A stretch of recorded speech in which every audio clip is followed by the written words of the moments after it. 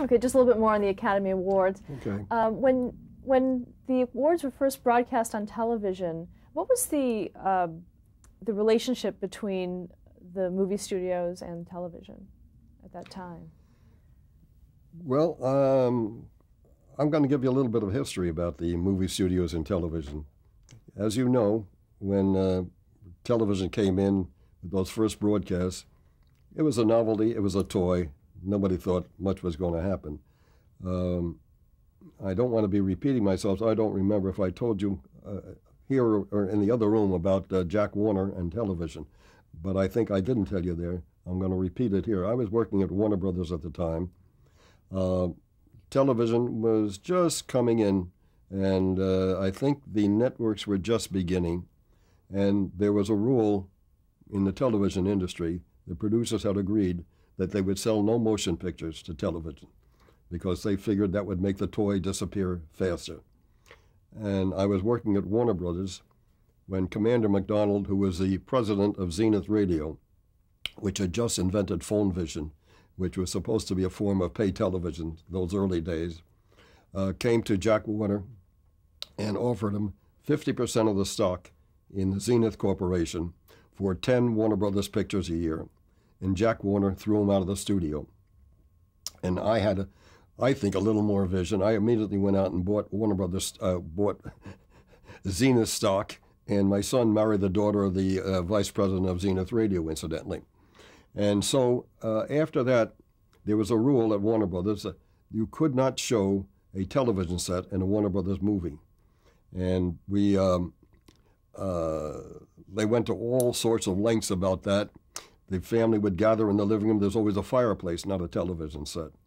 And Paul Francis Webster and Sammy Fain were at the studio as songwriters, and they were writing a song from one of the new pictures. And they said to me, "Come on over. We'd like to play a new song we just got. We're going to have to play it for Jack Warner this afternoon to get it in the picture."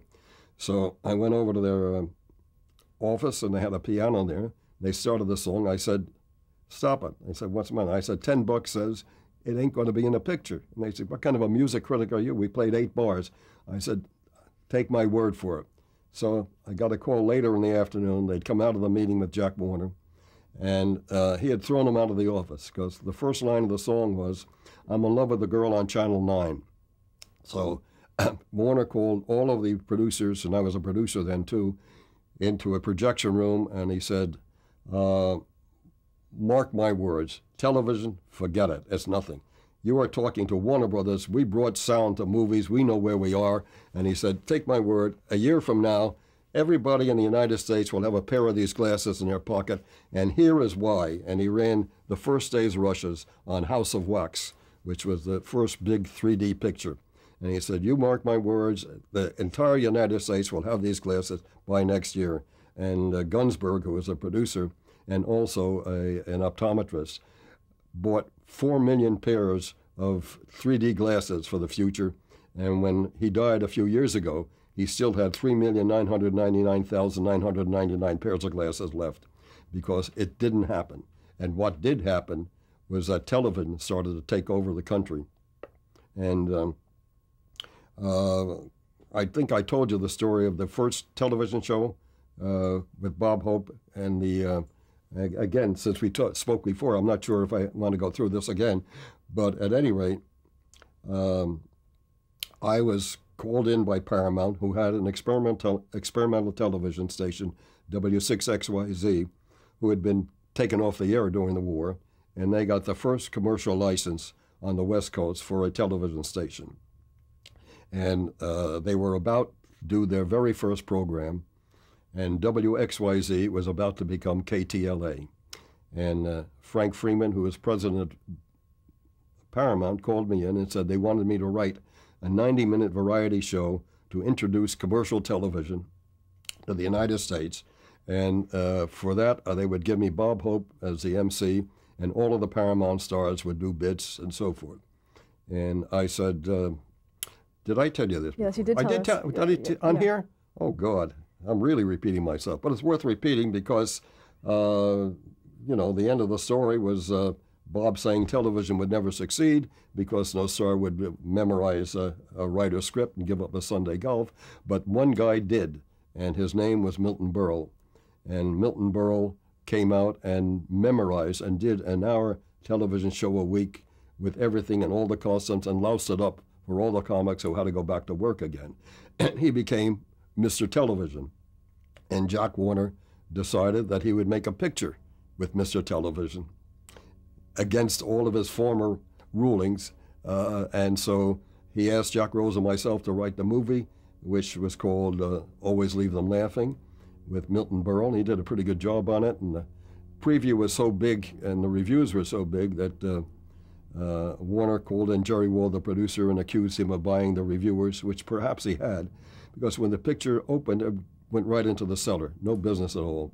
And what Jack Warner had forgotten, of course, was that Milton Berle was Mr. Television, but there were only 300 or 400 television sets in the United States at the time.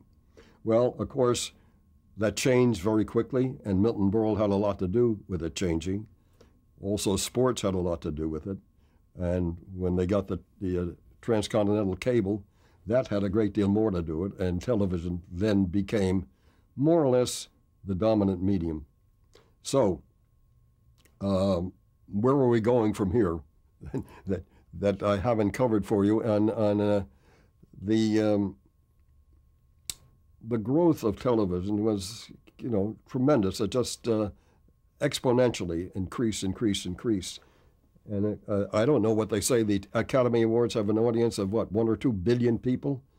I can't imagine, but I suppose it is true. I suppose it is true because the motion picture paves the way for the Academy Awards, because people around the world now see motion pictures almost as soon as the American public does. And so these same stars, and they're going to see them here, are those that they have come to know.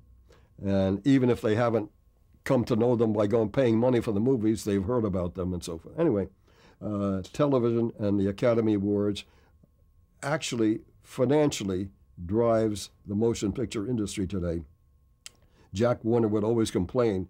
He says, damn it, he says, everybody wants to win an Academy Award. He says, you don't make pictures to win an Academy Award, you make pictures to make money.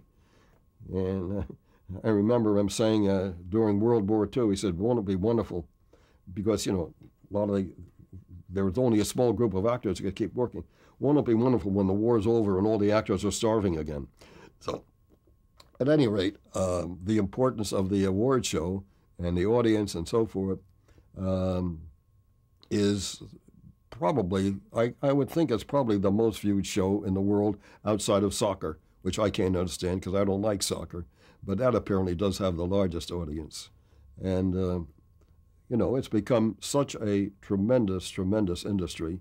It is everything that I knew of when I came to Hollywood. The writers, the directors, the cameramen, everything else have increased again, not arithmetically, what's the word I'm looking for? Geometrically. And so there are so many more jobs in this town because of television in every area. Where do these people come from? They never were there before. I remember you didn't have film schools or television schools. They didn't exist. Sidney Landfield, who directed some of the Hope pictures, would always complain to me. He says, people in this town don't like me because I was college graduated. and that was about the limit. The executives did not have college educations. Maybe that made them closer to the public, but the public is becoming better educated, and so are the executives. And it's a strange world that is, again, increasing at such a rate. And we are a union town. And I was president of the Writers Guild enough times to be part of that. And I'd like to tell one story about that. It doesn't exactly refer to the television aspect, but it does in a sense, because motion pictures eventually wind up on television, and the good ones get the bigger audiences.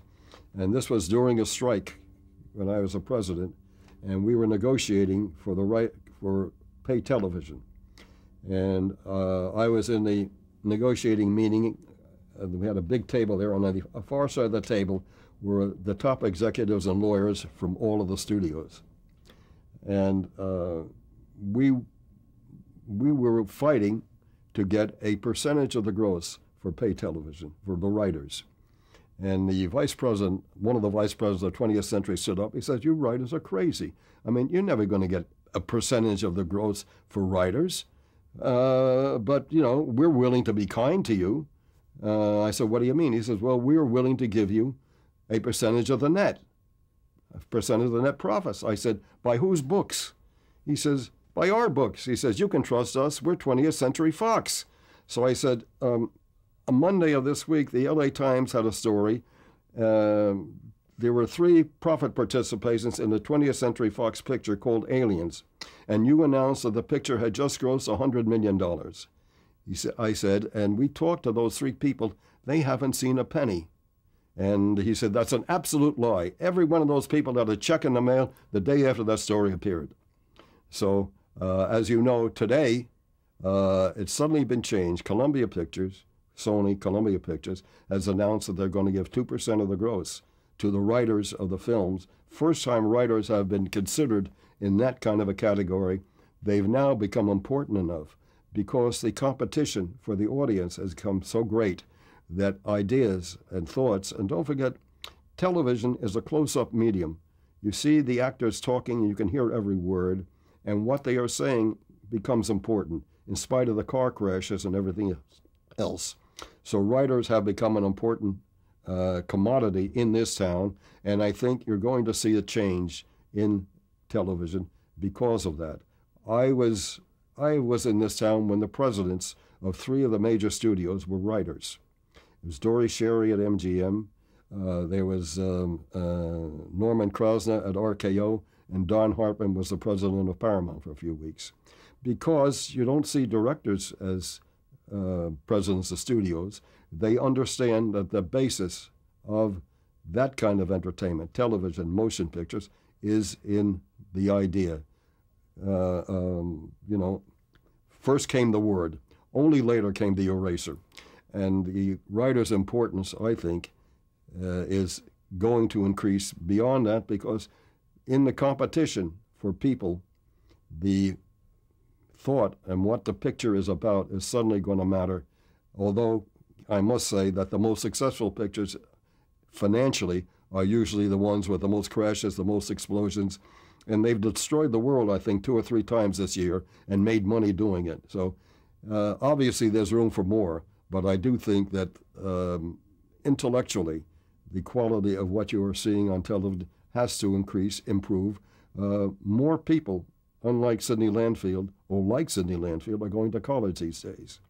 And also the colleges are producing people who make movies and make television and teaching them how to do it.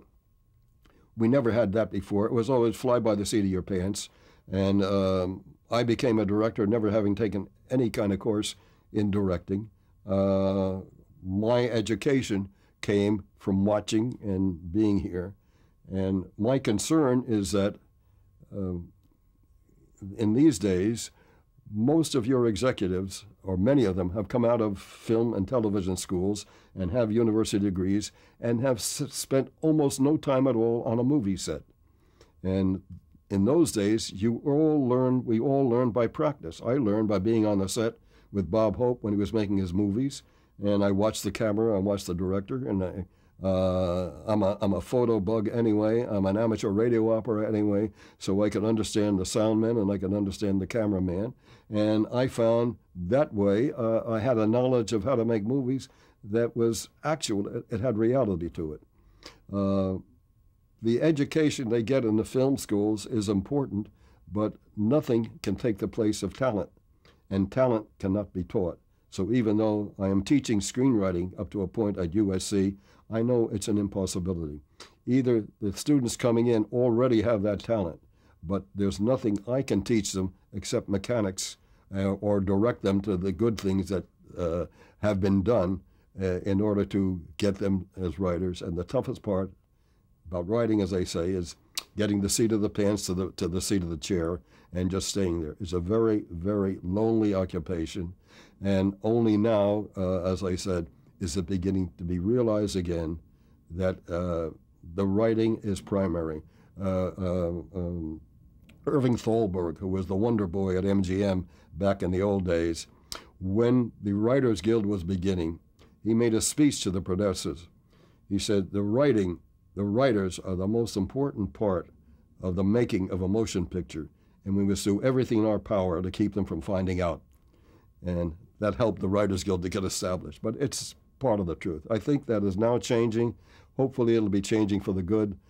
Pretty soon you may see some of the executives coming out of the ranks of people who have spent half a lifetime on a set or writing or whatever and learning how to do what they eventually will be called upon to judge when others do it. End of speech. Okay, so speaking of writers then, let's talk a little bit about James Thurber. And, oh, yes. Yeah. Well, I was mentioning to you before about Sheldon Leonard, who came on as the first director of the Danny Thomas Show. And he and Danny Thomas went into highly successful business.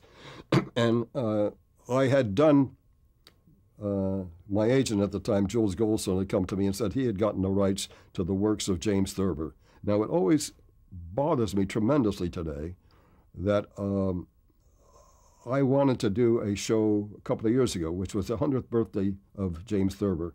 And I presented it to a couple of networks, and the answer I got was, who's James Thurber? Now, it bothers me that that's probably true that most people never even heard the name. But of all the names in American literature, it's the one that means the most to me. He was incredible, and he was also going blind. He was a cartoonist. He wrote some of the great short pieces. At any rate, we got the money together, and I made a pilot called My World and Welcome to It.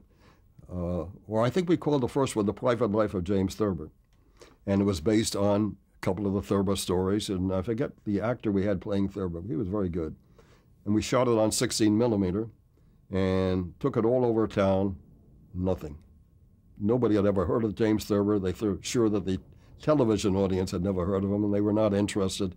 It was tame. It was, what do you want to call it? It was very light comedy or whatever, and sentiment. So we put it away for 2 or 3 years, I think. And I think Jules sold it to a network, produced a pilot based on Thurber, and tried to turn it into what they thought was a Today television show. Nothing. So I'd been working in pictures. Finally, I said, gee, that's too good a show. There's got to be a way to get it on the air. So I went to Sheldon Leonard. And I said, Sheldon, I know you have a commitment. I've got a pilot that I made. Take a look at it. I think you can get it on the air. He ran it. He liked it. He called me in. He says, okay, we're going to make this. And it has to go on the air because I have a commitment with, I guess it was ABC again. So, fortunately, we got Danny Arnold, who is an experienced man. I wrote a pilot film, and we got Bill Wyndham to play Jim Thurber.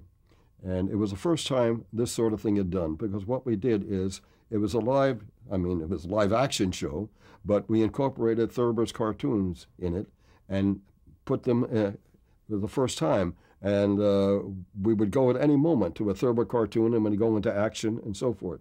Very difficult to do in those days because they didn't produce them by computer. They had to be hand-drawn, and that's a tremendous amount of work. And we found a guy named Bob Dranko, who was a cartoonist, and agreed to take on the job. And he had to do about 5 or 6 minutes of animation a week by hand. But since he was drawing in a Thurber style, the worse it was, the better it was for us, because Thurber couldn't. For him, he always wanted to be an artist. He could never do that. As a matter of fact, his most famous cartoon is The Woman on the Bookcase. And that there's a Thurber character is greeting somebody. He's got a bookcase, and on top is this woman crouching. And somebody said, wait a minute, is that woman alive or is she stuffed? So Thurber says, well, He says, I asked my doctor, and he said, you can't stuff a woman. But I don't think it really matters whether she's alive or not. Anyway, so we animated that cartoon, and we won the Emmy for the best comedy show the same week we were canceled because we couldn't get a big enough audience for NBC. We were on NBC then, yes, to continue it for another year. Instead, they got a half hour with Red Skelton to take our place, and that went right in the ash can. However, I must say the BBC liked the show so much because it was, I suppose, a little more British in its approach to humor, and they have put the complete series on 3 times now. And I've seen it's been run on Nostalgia, other channels, and I've looked at it, and it looks very old-fashioned now because of the style. I think we were in color from the beginning, but pencil drawings were the animation, and the audience has no idea of who Thurber was and what the sort of contribution he made really to American literature. But what happened was that when the show went off the air, I had worked with Danny Arnold. Danny Arnold had taken over and produced the show. I wrote a couple of them and directed a couple. I said to Danny, we can't let it die. That show was too good. We got to make a movie out of it. And I always had an idea of doing a Broadway musical based on James Thurber. And it would be a musical about a cartoonist who was going blind, because that's what happened with Thurber.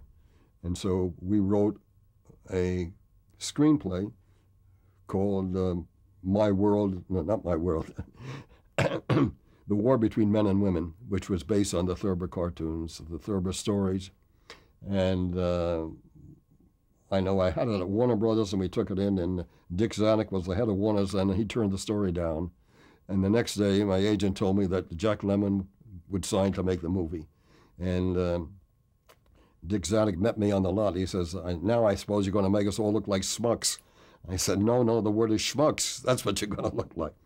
So we did make the picture with Jack Lemmon, and that was a great experience for me because of all the stars I worked with, he was the most talented and the most cooperative. And we did a lot of special effects in it. The cartoons had become more sophisticated and better off. Anyway, so that all began because of a television show and Sheldon Leonard and James Thurber. Now, was Sheldon Leonard involved in the actual show? Did he participate in any of the writing or the... No, which show do you mean? My World and Welcome to It. My World and Welcome to It? Oh, yes. I went off to do a musical on Broadway. Danny Arnold was left with the show, and we used many, many writers in Hollywood for that first... I think there were 24 shows in that first group. And as I said, I wrote some, Danny wrote some, co-wrote some, and then we had other writers coming in, writing ahead, so we had shows ready to go and produce, because that was a difficult show in a sense, because it took so long to do the cartoons, animate the cartoons. Today it would not be a problem, but it was very much of a problem. When we made the movie, we had Jack Lemmon and Lisa Gerritsen, the little girl, walk into the cartoons, and that was difficult to do in those days. And what we did is we used front projection. And there was a big screen up that projected the cartoon on it, and it had to be very bright because they would walk into it, and their lighting had to match the lighting in the foreground to the cartoon on the screen behind and not interfere with the lighting of the screen behind them. So that was a tough baby, but it worked, and it worked fairly successfully. But again, today, you'd have no such problem. You just shoot the people against blue, then print in the background of the cartoons, and you'd have it. So that's why there is so much cartoon on television today. It's easy to do and probably a lot less expensive than live action. What was the concept of the series as far as plots went? Was it for the series, in terms of plot? What kind of plots did you have on the show? No, what did you say on the show? What kind of plots did you have? What was the main, what kind of conflict? What did we do on the show? Yeah. Very simply, read James Thurber. We used most of his material, and of course we adapted it to what we wanted to do. Sometimes we combined 2 or 3 Thurber shows into one, and the show was very imaginative. There were a lot of, we did Secret Life of Walter Mitty. which is one of his great stories, and a lot of the story takes place in the imagination. As a matter of fact, that's his big argument with his daughter, that she doesn't use enough imagination. And she was doing an assignment for school, and we did this sketch called oh God, who was the great Civil War general? Oh, if Grant had been drinking at Appomattox. And it was a story about the surrender at Appomattox, and Grant gets so drunk he thinks he's surrendering, and we did the cartoon of the story, and supposedly she took it into class, and the teacher objects, and she comes to see Thurber, and he has her in an imaginary cartoon. No, it was a live action scene where he chases her around the bed and so forth. Anyway, it was a lot of fun because we didn't run out of material, and Thurber gives you so many hints of where to go. You don't actually have to do the precise story, but the feeling is, I can't explain. Thurber should be one of the greatest figures in American literature, and it bothered me tremendously. First of all, he did go blind. I mean, when I was going to do the show, I went to see Thurber. He was in London at the time, and my wife and my kids were with me. We went to this little hotel where he was staying with his wife, and he came down, and he was very warm and very funny. And we sat down to have lunch, and I realized that he was putting his hands on his steak in order to find out where to put his knife, and I realized he was almost totally blind and never mentioned a word of it. We never mentioned a word of it, and that basically was the idea for War Between Men and Women as a picture. And actually, Thurber at the end, he could see so badly that he had a 6-foot stick, and he would draw on the wall the cartoons with the stick, because that he could see, and the New Yorker would photograph and put them on. And then eventually, the last cartoon he ever did was for Life magazine at the time, and they wanted a Thurber cartoon, and by that time he was almost totally blind. So what they did is they gave him a flashlight, and he turned the flashlight on, and they had a photographer who photographed it with the lens open. And Thurber was in the dark, and with the flashlight, he traced the Thurber dog and the characters. And then when they closed the lens, that image was on there, and they reproduced that in the New Yorker in Life magazine as his last cartoon. And the terrible thing to me was, at that time, he was broke again, or not very well off, and the New Yorker kept turning down his material. And that broke his heart. He died fairly young, anyway. Did you ever talk to him about television? Oh, yeah, I'm going to mention that. I went to see him to tell him that we were going to do the television show, and he needed money at the time, and he said, fine. He said, go ahead, use any of my stories you want to, and let's stay in touch. I said, okay. So I went back, and I wrote the pilot for My World and Welcome to It, and I sent it to Thurber, and he sent it back, and he says, it's very good, but you've made a big mistake. And I said, what's that? He said, you're too faithful to James Thurber. He says, we have to make money. James Thurber never made money. He says, make it commercial. So I wrote it over again as a much more commercial show, and he was happy with that because he was getting some money for it. And it was very easy working with him. He died before we made the film, but we dealt with his wife for the rights, and that was fine. But no, he had a great influence. He was the show to a large extent, and then Bill Wyndham, who played the part, Bill is still playing it. He does it for one-nighters. He plays Thurber for one-nighters and uses some of the material again, and gets big laughs with it because it's just so great. That's all. Okay, let's stop there to change the tape. Have we finished?